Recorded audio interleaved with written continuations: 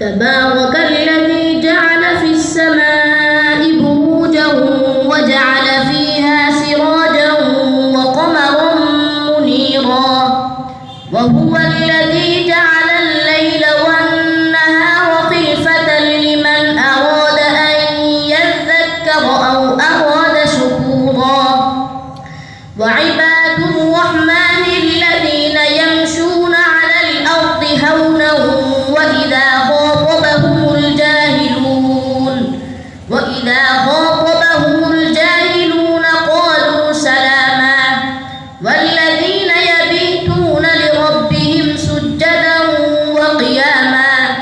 والذين يقولون ربنا اصرف عنا عذاب جهنم إن عذابها كان غراما إنها ساءت مستقرا